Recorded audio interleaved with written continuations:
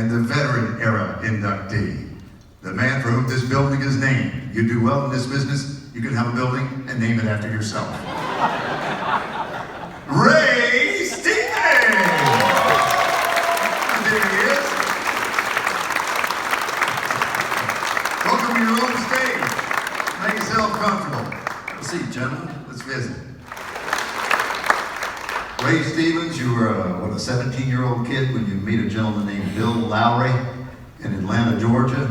Yeah. Who were some of those other cats that were in his stable at that point in time, which really became your early music education, didn't it? Well, you know, this was 1957, and I was still in high school, and my Sunday school teacher, I went to a little Baptist church close to my house, and he said, "You need to meet Bill Lowry."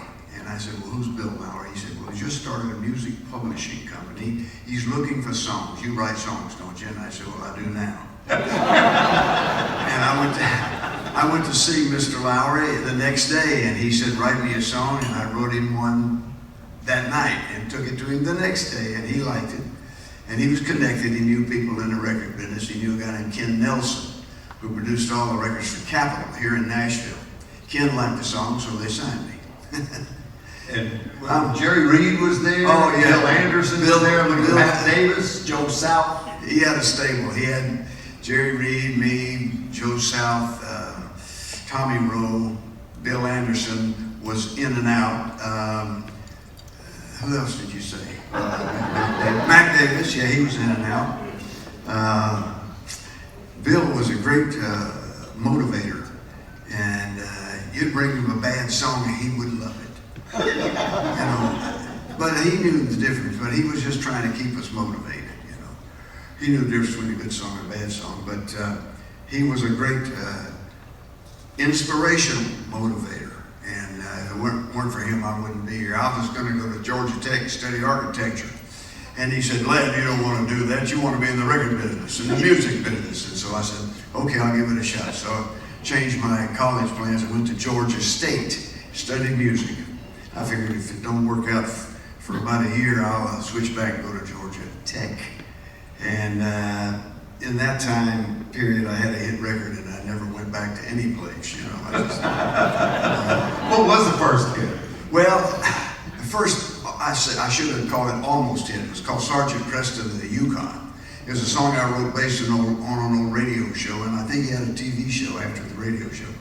And it's about a Canadian Mountie, Sergeant Preston, and a dog named King. And I wrote a song where the dog barked. And people thought that was funny at the time. Believe it or not.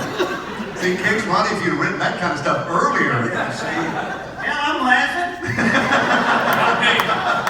Still funny. Well, I neglected to get permission from the folks who owned the character Sergeant Preston of the Yukon to use it in a song. And so their lawyers sent a cease and desist letter, had to pull the record off the market, and that's why it's an almost hit, because it was taken on like a rocket. But then I got the idea, so I wrote Jeremiah Peabody's polyunsaturated, quick dissolving, fast acting, pleasant tasting, green and purple pills. Still one of the longest song titles on record. And that was a small hit. It went to like 35 on the national chart. But then I moved to Nashville, and 3 weeks after I got here, I wrote and recorded Ahab the Arab, which is now considered to be politically incorrect. Did you ever run into Elvis down there at RCA? Years later, yeah, I played on a session with Elvis. Charlie McCoy and I played twin trumpets on an Elvis session. He was cutting songs, I think it might have been for a Fun in Acapulco movie or something like that, and they needed twin trumpets. And Felton was his producer at that time. Felton Jarvis. Yeah, and Felton said, "We need to call some trumpet players." And both Charlie and I jumped up and said, "You don't need to call anybody. We got trumpets in the trunks of our cars." And we went out and got our trumpets, and it was cold. We had to warm them up, but we played the parts, and it was a lot of fun.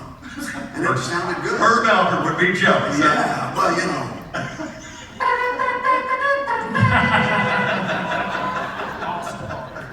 Ladies and gentlemen, absolute genius sitting right here, the greatest selling comedy act of all time, Ray Stevens. More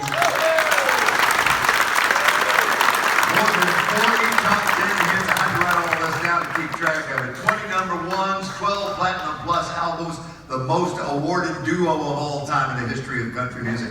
Kix Brooks and Ronnie Dunn. And there is not another family story like it in the history of country music, and that would include the Carter family, I think. Owen Bradley, Harold Bradley, Jerry Bradley, all members of the Country Music Hall of Fame. The father, the son, the uncle, and playing, the pressure's on you now. I'm Bill Cody. Thank you for spending the afternoon.